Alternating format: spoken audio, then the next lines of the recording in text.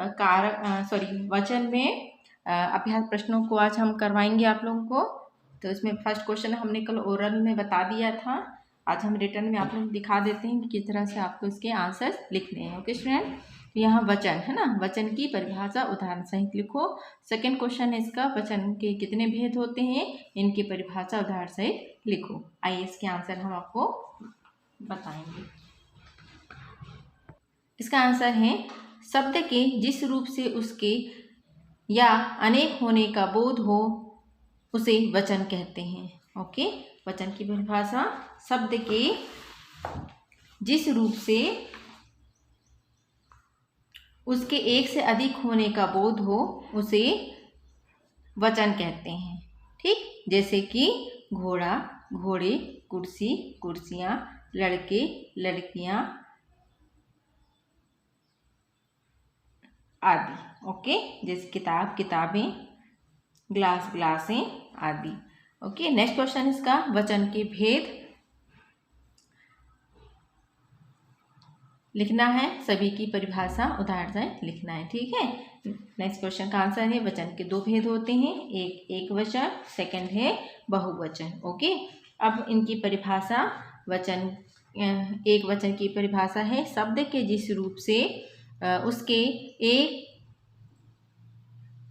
होने का बोध हो उसे एक वचन कहते हैं, जैसे लड़का, पुस्तक, तितली आदि।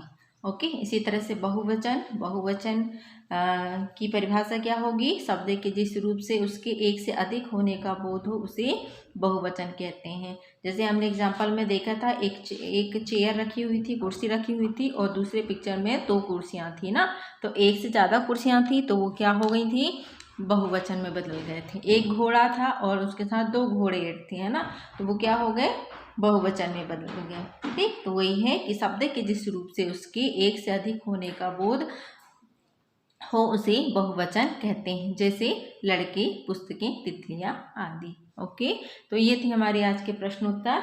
अब प्रश्न नंबर खा, गा, घा, इंगा ये हम देखते हैं। ओके, दिए गए शब्दों के बहुवचन रूप लिखो। जैसे यहाँ पर दिया है छात्र, छात्र एक है, एक से अधिक हो गए वहाँ पर छात्राएं। ठीक है, छात्र, छात्राएं। घड़ी, एक घड़ी दीवार की है, एक से अधिक घड़ियाँ वहाँ पर लगी होंगी तो वो क्या हो जाएगा, बहुवचन में घड़ियाँ। इसी तरह से चिड़िया, तो एक से ज़्यादा चिड़िया हैं तो वहाँ पर चिड़ियाँ हो गई।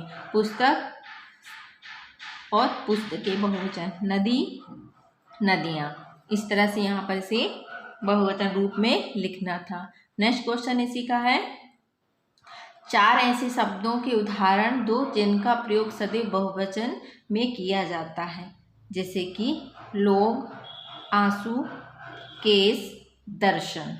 ओके, इनका प्रयोग सदैव बहुवचन में किया जाता है। नेक्स्ट क्वेश्चन है इसका, घ नंबर, कोष्टक में दिए गए विकल्प से सही विकल्प चुनकर रिक्त स्थानों की पूर्ति करना है।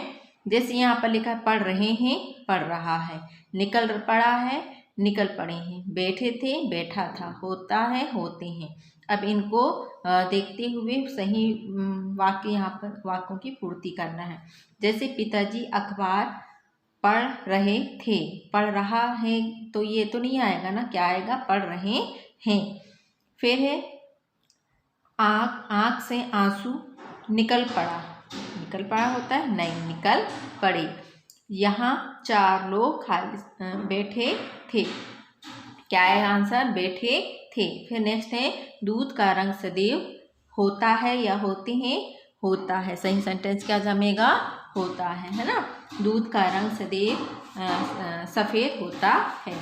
फिर नेक्स्ट है ड नंबर, उचित विकल्प पर सही का चिन्ह लगाओ। जैसे नारी, नारी का बहुवचन होगा नारियाँ या नारियाँ, नारियाँ या नारियाँ, क्या आ जाएगा, जहाँ पर चंद्र बिंदु होता है वो राइट है।